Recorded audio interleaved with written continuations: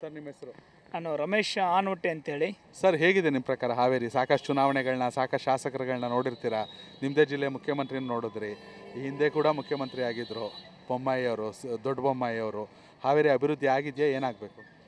ನಿಜ ಹೇಳ್ಬೇಕಂದ್ರೆ ಈ ನಾವು ಹಿಂದೆಲ್ಲ ಮುಖ್ಯಮಂತ್ರಿಗಳನ್ನು ನೋಡ್ಕೊತ ಬಂದೀವಿ. ಇಲ್ಲಿ ಉದಾಹರಣೆಗೆ ಪಕ್ಕದ ಜಿಲ್ಲೆ ಶಿವಮೊಗ್ಗ, ಯಡಿಯೂರಪ್ಪನವರು ಸಾಕಷ್ಟು ಅಭಿವೃದ್ಧಿನ ಮಾಡಿದರು. ಶಿವಮೊಗ್ಗನ ಶಿಕಾರಿಪುರಕ್ಕೆ ಕೊಂಡ್ರೆ ನಾವೆಲ್ಲೋ ಬಂದೇವೆ ಅನ್ನಂಗೆ ಆ ರೀತಿ ಅವರು ಮುಖ್ಯಮಂತ್ರಿಯಾಗಿ ಅವರ ಸ್ವಂತ ಸ್ಥಳವನ್ನು ಆ ರೀತಿ ಅಭಿವೃದ್ಧಿ ಮಾಡಿದರು.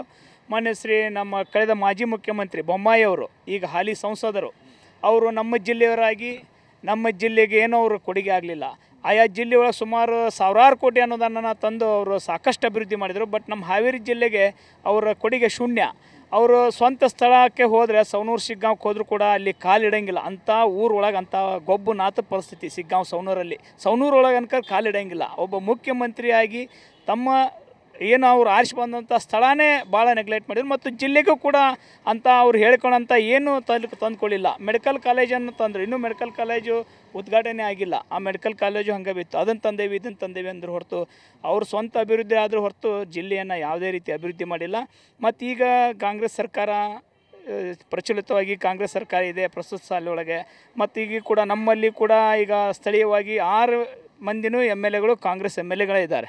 ಹೊರಗಿನವರು ಜಿಲ್ಲಾ ಮಂತ್ರಿ ಆಗಿದ್ದಾರೆ. ಅದರಿಂದ ನಮ್ಮ ಜಿಲ್ಲೆಯಲ್ಲಿ ಕುಂಠಿತ ಆಗ್ತಾಯಿದೆ, ಕೆಲಸಗಳು ಆಗ್ತಾಯಿಲ್ಲ. ನಮ್ಮ ಜಿಲ್ಲೆಯಲ್ಲಿ 6 ಶಾಸಕರು ಇರೋದ್ರಿಂದ ನಮ್ಮ ಜಿಲ್ಲೆಯವ್ರಿಗೆ ಯಾರಿಗಾರ ಒಬ್ಬರು ಸಚಿವ ಸ್ಥಾನ ಕೊಟ್ಟರೆ ಕಾಂಗ್ರೆಸ್ ಈ ಜಿಲ್ಲೆ ಒಳಗೆ ನಮ್ಮ ಜಿಲ್ಲೆ ಉದ್ಧಾರ ಆಕೈತಿ ಅಂತೇಳಿ ನಾವು ಭಾವಿಸ್ತಾ ಇದ್ದೇನೆ. ಮತ್ತು ಇವತ್ತಿನ ದಿವಸ ನೋಡಿದರೆ ಅನೇಕ ನಮ್ಮ ಇವು ಹೋರಾಟಗಾರರು ಕೂಡ ನಮ್ಮ ಹೆಗ್ಗೆರೆ ಅಭಿವೃದ್ಧಿ ಕೆರೆಯನ್ನು ಮಾಡಬೇಕು, ಅಲ್ಲಿ ಗ್ಲಾಸ್ ಹೌಸ್ ಮಾಡಬೇಕು ಅಂತಂದ್ವಿ. ಸುಮಾರು ಹಿಂದೆ 6 ಕೋಟಿ ರೂಪಾಯಿ ಅದನ್ನು ನೀರಾಗಿ ಹಾಕಿದರು. ಅದಕ್ಕೆ ಆ ಗ್ಲಾಸ್ ಹೌಸ್ ಸಕ್ಸಸ್ ಆಗಿಲ್ಲ.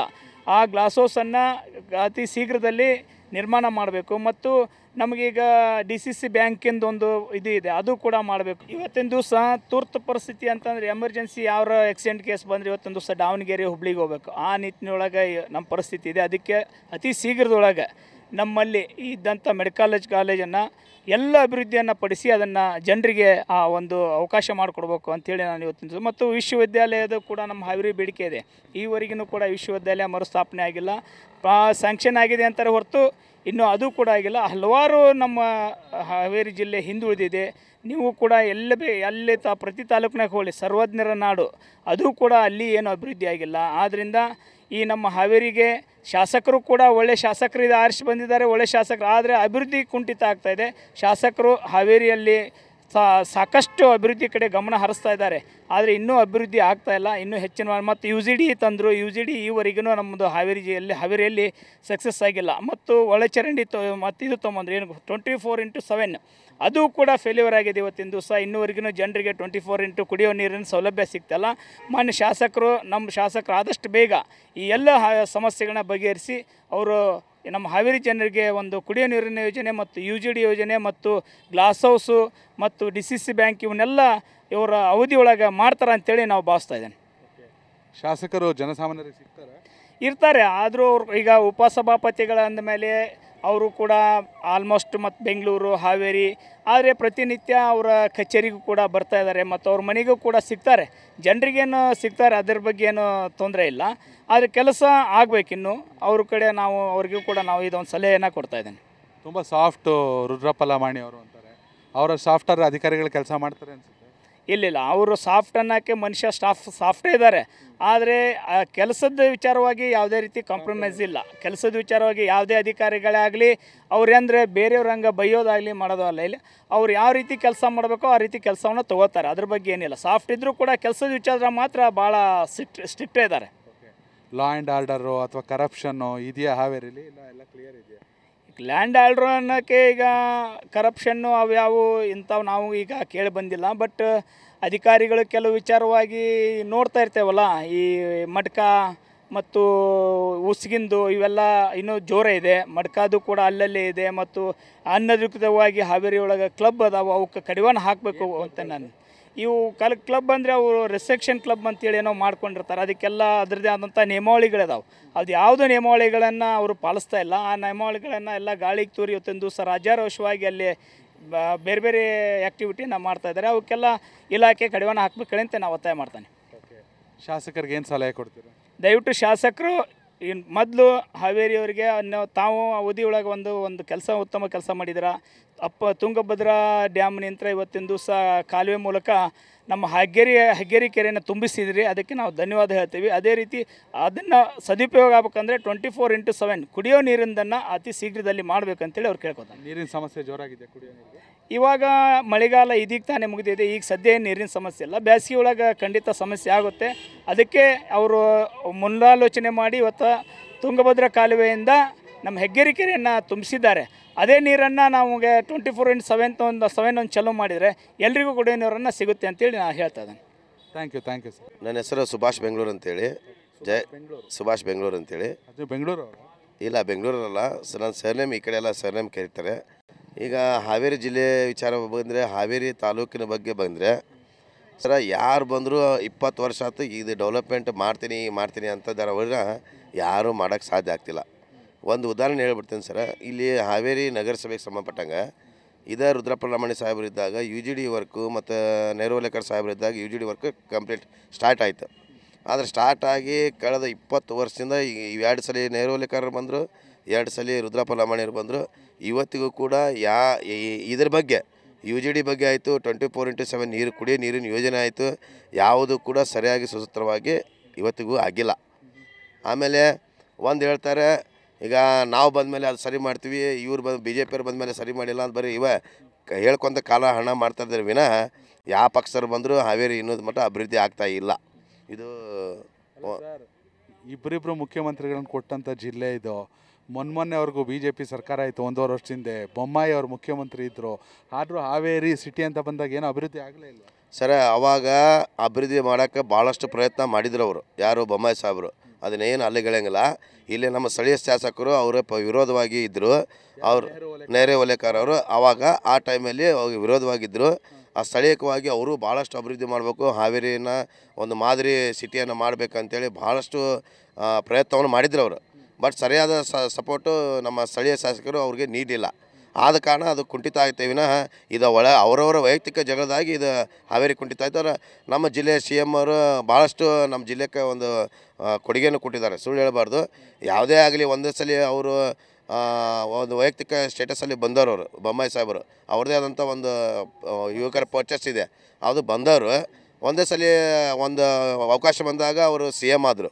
CM ಆದ ಸತ ಒಂದೇ ಸಲ ಯಾರು ತಮ್ಮ ಜಿಲ್ಲೆಯನ್ನು ಅಭಿವೃದ್ಧಿ ಮಾಡೋಕ್ಕಾಗಲ್ಲ ಸರ್. ಯಾಕಂದರೆ ಇಡೀ ರಾಜ್ಯನ ನೋಡ್ಬೇಕಾಗತ್ತೆ.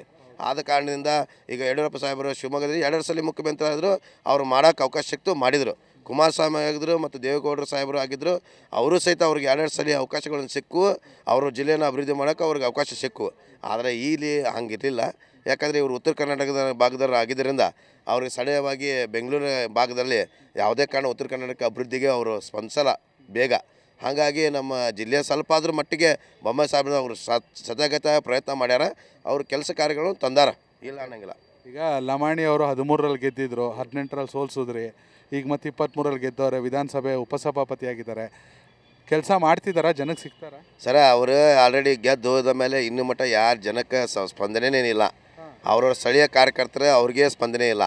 ಆಮೇಲೆ ಸರಿಯಾದಂಥ ಯಾವ ಕಾಮಗಾರಿಗಳಿಗೆ ತಲೆ ಕೆಡಿಸ್ಕೊಂತಿಲ್ಲ. ಅದರಲ್ಲಿ ಅವ್ರ ಆರೋಗ್ಯನೂ 2 ಸಲ ಹದಗೆಟ್ಟು ಬಿಡೈತಿ, 2 ಸಲ ಹಾರ್ಟ್ ಅಟ್ಯಾಕ್ ಆಗೈತೆ ಅವ್ರಿಗೆ. ಆಲ್ರೆಡಿ ಅವ್ರು ಈ ಸಿಟಿಯಾಗೆ ಇಲ್ಲಿ ಬರೀ ಬೆಂಗಳೂರು ಕೇಳಿದ್ರೆ ಆಸ್ಪತ್ರೆ ಬೆಂಗಳೂರು, ಇಲ್ಲಿ ಸ್ಥಳೀಯ ಶಾಸಕರಂತರೂ ಏನು ಇಲ್ದಂಗೆ ಆಗೈತಿ. ಆಮೇಲೆ ನಗರಸಭೆ ಅಂತರೂ ಗಬ್ಬೆದ್ದು ಹೋಗೈತಿ. ನಗರಸಭೆ ಪಕ್ಷೇತರ ಅಲ್ಲಿ ಅಧ್ಯಕ್ಷರಾಗಿ ಮೆರೆಯುವಂಥ ಸಂದರ್ಭ ಆಯ್ತು. ಯಾಕಂದರೆ ಇಲ್ಲಿ ಬಹು ಪಕ್ಷ ಆದಂಥ ಭಾಳಷ್ಟು ಜನ ಆರಿಸಿ ಬಂದಂಥ ಕಾಂಗ್ರೆಸ್ ಪಕ್ಷ ಅದನ್ನು ಅಸ್ತಿತ್ವ ಉಳಿಸ್ಕೊಳ್ಳೋಕೆ ಆಗಲಿಲ್ಲ ಇವರಿಗೆ. ಈಗ ಸ್ಥಳೀಯ ಉಪಸಭಾಧ್ಯಕ್ಷರು ಇದ್ದಾಗ ಇಲ್ಲಿ ಸ್ಥಳೀಯವಾಗಿ ನಗರಸಭೆ ಹಿಡಿಯೋಕ್ಕಾಗಲಿಲ್ಲ ಅವರಿಗೆ. ಇನ್ನು ಹಾವೇರಿ ತಾಲೂಕು ಅಭಿವೃದ್ಧಿಯಲ್ಲಿ ಯಾಕಂದರೆ ರೋಡ್ಗಳಂತೂ ನಮ್ಮ ತಾಲೂಕಲ್ಲಿ ಸಿಕ್ಕಾಪಟ್ಟೆ ಹಾಳಾಗಿ ಹೋಗಿದ್ದಾವೆ. ಬೇಕಾದ್ರೆ ನೀವು ಬೊಮ್ಮಾಯಿ ಸಾಹೇಬರ ಕ್ಷೇತ್ರ ನೋಡಿರಿ, ನಮ್ಮ ಉಪಸಭಾಧ್ಯಕ್ಷರ ಇದನ್ನು ನೋಡಿರಿ, ಕ್ಷೇತ್ರ ನೋಡಿರಿ, ರೋಡ್ ಅಂತೂ ಹದಗೆಟ್ಟು ಹಾಳಾಗ್ಬಿಟ್ಟವು. ಇದು ಕೇಳಾರೇ ಇಲ್ಲ. ಅದಕ್ಕೆ ಸ್ಥಳೀಯವಾಗಿ ಶಾಸಕರಲ್ಲಿ ಲೋಕಲ್ ಇಲ್ಲೇ ಇಲ್ಲ. ಯಾಕಂದ್ರೆ ಉಪಸಭಾಧ್ಯಕ್ಷರು ಆದಮೇಲೆ ಅವರು ಬೆಂಗಳೂರಾಗ ಅದಾರ ವಿನ ಇಲ್ಲಿ ಎಲ್ಲಿ ಅವ್ರ ಸ್ಥಳೀಯವಾಗಿ ಕೈಗೆ ಯಾರು ಕಾರ್ಯಕರ್ತರ ಕೈಗೆ ಸಿಗ್ತಿಲ್ಲ, ಮತ್ತು ನಮ್ಮಂಥ ಹೋರಾಟಗಾರರಂತರೂ ಕೈಗೆ ಸಿಗ್ತಾನೇ ಇಲ್ಲ ಅವರು. ಅಲ್ಲ, ಸ್ಥಳೀಯವಾಗಿ ಈಗ ಅವ್ರು ಇಲ್ಲಿ ಇರಲ್ಲ ಅಂದರೆ ಅವ್ರ ಪರವಾಗಿ ಯಾರೋ ಅವರು PA ಆಗಿರ್ಬೋದು ಅಥವಾ ಪಕ್ಷದ ಯಾರೋ ಮುಖಂಡರಾಗಿರ್ಬೋದು, ಯಾರೂ ಸಿಗಲ್ಲ. ಅವ್ರ ಕೆಲಸದ ಸಾಹೇಬ್ರಲ್ಲಿ ಅದಾರ, ನಾವೇನು ಮಾಡ್ಬೇಕು ಅಂತಾರೆ ಅವ್ರು. ಆರ್ಸ್ ಬಂದವರು ಅವ್ರ ಸಾಹೇಬ್ರ ಗಮನಕ್ಕೆ ತರದಾರ ನಾವೇನು ಮಾಡೋಕ್ಕಾಗಲ್ಲ. ಈಗ ಅವರ ಮಗಂದು ದರ್ಶನ್ ಲಂಬಾಣಿ ಅಂತೇಳಿ ಅವ್ರ ಮಗನ ಸ್ವಲ್ಪ ಯಾಕಂದ್ರೆ ಅವ್ರ ಹೆಲ್ತ್ ಶಾಸಕರದ್ದು ಅಪ್ಸೆಟ್ ಆಗಿದ್ದರಿಂದ ಸ್ಥಳೀಯವಾಗಿ ಈಗ ಏನಂತಾರಲ್ರಿ ವಂಶ ರಾಜಕಾರಣ ಅಂದರೆ ಅವ್ರ ಮಗನ ಸ್ವಲ್ಪ ಈಗ ಮುಂಚಿನ ಒಳಗೆ ಬಿಡ್ತಾ ಇದ್ದಾರೆ. ಅವ್ರು ಸ್ಪಂದಿಸ್ತಾರೆ ಜನತೆ? ಅವರು ಅಷ್ಟೇ ಸರ್, ಅವ್ರ ಅವ್ರ ಅನುಭವ ಇಲ್ಲ, ಈಗ ಹೊಸದಾಗಿ ಅನುಭವ. ಅವರು ಸಣ್ಣ ಏಜಿಂದ ಈಗ ಮುಂದೆ ಬರ್ತಾ ಇದ್ದಾರೆ, ಏಜ್ ಕಮ್ಮಿ ಇದೆ, ಅನುಭವನೂ ಕಮ್ಮಿ ಇದೆ. ಯಾರು ದೊಡ್ಡರು ಹೋದ್ಮೇಲೆ ಯಾವ ಥರ ಅದೆಲ್ಲ ಕೊಡ್ತಾರೆ, ಬಟ್ ಕೆಲಸ ಕಾರ್ಯಗಳು ಇನ್ನೂ ಅವ್ರಿಗೆ ಇದು ಅಷ್ಟಿದೆ. ಏನು ಸಲಹೆ ಕೊಡ್ತೀರಾ ಶಾಸಕರಿಗೆ? ಏನು ಸಲಹೆ ಕೊಡ್ತೀರಾ ಸರ್? ನಾನು ಶಾಸಕರಿಗೆ ಹೇಳೋದಿಷ್ಟ, ಈಗ ಹಿಂದಕ್ಕೆ ಯಾರು ಅಭಿವೃದ್ಧಿ ಕೆಲಸ ಮಾಡ್ತಾರೋ ಅವ್ರಿಗೆ ಹಾವೇರಿ ತಾಲೂಕಿದು ಏನು ವಿಷಯ ಐತಂದ್ರೆ ಯಾರು ಬಂದರೂ ಅಲ್ಲಿ ಅಭಿವೃದ್ಧಿ ಆಗ್ತಾಯಿಲ್ಲ. 1-2 ಸಲ ನೆರವಲಿಕಾರ ಬಂದರೂ ಆಗಿಲ್ಲ, BJP ಗೌರ್ಮೆಂಟ್ ಇದ್ದಾಗ 2 ಸಲ ಇದ್ದಾಗ ಆಗಲಿಲ್ಲ. ಮತ್ತು ಸ್ಥಳೀಯವಾಗಿ ರುದ್ರಪ್ಪ ಲಮಾಣಿ ಸಾಹೇಬರು ಈಗ 2 ಸಲ ಅವರು ಆರ್ಸ್ ಬಂದ್ರೆ ಅವರು ಮಾಡೋಕ್ಕಾಗಲ್ಲ. ಒಂದು ಉದಾಹರಣೆ ಹೇಳ್ಬಿಡ್ತೀನಿ ಸರ, 1100 ಮನೆ ನಗರಸಭೆಯಿಂದ ಇವತ್ತು ಹಾವೇರಿ ಶಾಂತಿನಗರದಾಗ ಕಟ್ಟಿದ್ದಾರೆ. ಉದಾಹರಣೆಗೆ ಈಗ ನಮ್ಮ ಶಾಸಕರು ರುದ್ರಪ್ಪ ಲಮಾಣಿ ಸಾಹೇಬರು ಇದ್ದಾಗ ಎಲ್ಲರಿಗೂ ಹಕ್ಕುಪತ್ರಗಳನ್ನು ನೀಡಿದ್ರು. ಅವಾಗ 1100 ಜನಕ್ಕೆ ಮನೆ ಕೊಡ್ತೀವಿ ಅಂತೇಳಿ ಮನೆಯೂ ನಿರ್ಮಿಸಿದ್ದಾರೆ ಸರ. ಆದರೆ ಇವತ್ತಿಗೂ ನಮ್ಮನ್ನು ಒಬ್ಬರಿಗೂ ಬಡವರಿಗೆ ಒಂದು ಮನೆ ಸಿಗ್ತಾ ಇಲ್ಲ. 20 ವರ್ಷ ಆಯ್ತು ಸರ್, 20 ವರ್ಷದಿಂದ ಒಬ್ರಿಗೆ ಒಂದು ಮನೆ ಕೊಡ್ತಾ ಇಲ್ಲ. ಇದಾಗಿದ್ದು 2013ರಲ್ಲಿ ಇದು ಕಾರ್ಯರೂಪಕ್ಕೆ ಬಂದಿದ್ದು. ಮನೆ ಕಟ್ಟಿ ಎಷ್ಟು ವರ್ಷ ಆಯಿತು? ಈಗ ಮನೆ ಕಟ್ಟಿ 4-5 ವರ್ಷ ಆಯ್ತು ಸರ್. ಯಾರಿಗೂ ಒಬ್ಬರಿಗೂ ಫಲಾನುಭವಿಗಳಿಗೆ ಕೊಡ್ತಾ ಇಲ್ಲ. ಕಾರಣ ಏನು? ಕಾರಣ ಇವರಲ್ಲಿ ಕಚ್ಚಾಟ. ಆಮೇಲೆ ನಮ್ಮ ನೆರವಲಕರ್ ಸಾಹೇಬರು ಹಿಂದಕ್ಕೆ ಶಾಸಕರಿದ್ದಾಗ BJP ಅವಧಿಯಲ್ಲಿ ಇದ್ದರು. ಈಗ ಅವರು BJP ಬಿಟ್ಟು ಕಾಂಗ್ರೆಸ್ ಸೇರ್ಪಡೆ ಆಗ್ಯಾರ. ಈಗ ಅದೇ ಕಳ್ಳ ಮಳ್ಳ ಯಾರು ಅದಾರ ಇಬ್ಬರು ಒಂದೇ ಪಕ್ಷದಾಗ ಸೇರ್ಕೊಂಡ್ರೆ ಈಗ ಅವರೇ ಮಾಡ್ಬೇಕು ಈಗ. ಯಾಕಂದ್ರೆ ಮೊದಲು ಅವರು ಬಂದಾಗ ರುದ್ರಪ್ಪ ಲಮಾಣಿ ಮಾಡಿದ್ದು ಸರಿ ಇಲ್ಲ, ನಾ ಮಾಡೋದು ಸರಿ ಅಂತ ಅವರು ಹಿನ್ನೆಲೆ ಹಾಕಿದ್ರು. ಈಗ ರುದ್ರಪ್ಪ ಲಮಾಣಿ ಸಾಹೇಬ್ರು ಬಂದಮೇಲೆ ಈಗ ಕಳ್ಳ ಯಾರು ಸುಳ್ಳು ಯಾರು ಇಬ್ಬರು ಒಂದಾಗ್ಬಿಟ್ಟಾರೆ. ಅವು ಏನು ಅಭಿವೃದ್ಧಿ ಮಾಡ್ತಾರೆ ನೋಡ್ಬೇಕು, ಈಗ ಕಾದು ನೋಡ್ಬೇಕು. ಈ ವಿಚಾರವಾಗಿ ಯಾವುದು ಸ್ಟ್ರೈಕ್ ಏನಾಗಲಿಲ್ವಾ? ಮಾಡ್ತಿದ್ದೇವೆ ಸರ್. ಫಲಾನುಭವಿಗಳಿಗೆ ಸರ ಸತ್ತು ಹೋಗ್ಬಿಟ್ರೆ ಫಲಾನುಭವಿ ಕೇಳಾರ ಇಲ್ಲೇ. ಈಗ ಅವ್ರವ್ರ ಕಾರ್ಯಕರ್ತರು ಅವ್ರ ಅಭಿಮಾನಿಗಳು ಏನಂತಾರೆ, ನಮ್ಮ ಪಕ್ಷ ನಮ್ಮ ಹೆಮ್ಮೆ ಅಂತ ಅವರು ಅಡ್ಡಾಡಕತ್ತಾರೆ ಸರ. ಯಾರೊಬ್ಬರು ಬಡವ್ರ ಬಗ್ಗೆ ಕಿಂಚಿತ್ತು ಸರ. ಒಂದು ಉದಾಹರಣೆ ಹೇಳ್ತೀನಿ, ನಡ್ರಾಕ ಒಂದು ಪೈಪ್ಲೈನ್ ಕಾಮಗಾರಿ ಏನಪ್ಪ ಅಂದ್ರೆ ಇದು ಪೆಟ್ರೋಲ್ದು ಗ್ಯಾಸ್ ಪೈಪ್ಲೈನ್ ಅಂತೆ ಮನೆ ಮನೆಗೆ ಕೊಡುವಂಥ ಯೋಜನೆ. ರಸ್ತೆ ಮಧ್ಯದಲ್ಲೇ ತೆಗೆದ್ರೆ ಇಡೀ ನಮ್ಮ ಶಾಸಕರಿಗೆ ಫೋನ್ ಮಾಡಿದ ಸಹಿತ ಅದಕ್ಕೆ ಅಡ್ಡ ಹಚ್ಚಕ್ಕೆ ಹೋಗ್ಬೇಡ್ರಿ, ಅದು ಉಪಯೋಗದ ಕೆಲಸ ಅಂತೇಳಿ ಇಲ್ಲೇ ನೋಡಿರಿ ನೀವು. ರಸ್ತೆನ ಸೆಂಟ್ರಲ್ ಆಗಿದ್ದಾರೆ ಸರ್. ಎಷ್ಟೋ ಜನ ಬಿದ್ದರಲ್ಲಿ, ಎಷ್ಟೋ ಜನ ಗಾಡಿಗಳು ಭಾಳ ತೊಂದರೆ ಆಯಿತು. ನಾವು ಸಹಿತ ಅದಕ್ಕೆ ಸ್ಟ್ರೈಕ್ ಮಾಡಿದ್ವಿ. ಆದರೆ ನಮಗೆ ರಾತ್ರಿ ಫೋನ್ ಮಾಡ್ತಾರೆ, ನೀವು ಸ್ಟ್ರೈಕ್ ಮಾಡೋಕ್ಕೆ ಹೋಗ್ಬೇಡ್ರಿ, ಅಂಥವಕ್ಕೆಲ್ಲ ವಿರೋಧ ಮಾಡಿರಿ ಅಂತೇಳಿ ಹೇಳ್ತಾರೆ ಸರ್. ವಿರೋಧ ಮಾಡಬೇಡ್ರಿ, ನಾವು ನಿಮ್ಮನ್ನ ವಿರೋಧ ಮಾಡಿದ್ರೆ ನಮ್ಮ ಮೇಲೆ ಕೇಸ್ ಹಾಕ್ತೀವಿ ಅಂತೇಳಿ ಈ ರೀತಿ ಹೋರಾಟ ಮಾಡೋರಿಗೆ ಹತ್ತಕ್ಕುವಂಥ ಪ್ರಯತ್ನ ಇಲ್ಲಿ ನಡೆದೈತೆ ಸರ್. ಥ್ಯಾಂಕ್ ಯು ಸರ್, ಒಳ್ಳೆ ಮಾಹಿತಿ ಕೊಟ್ರಿ. ಕನೆಕ್ಟ್ ಕರ್ನಾಟಕ ಇದು ನಿಮ್ಮ ನೆಟ್ವರ್ಕ್.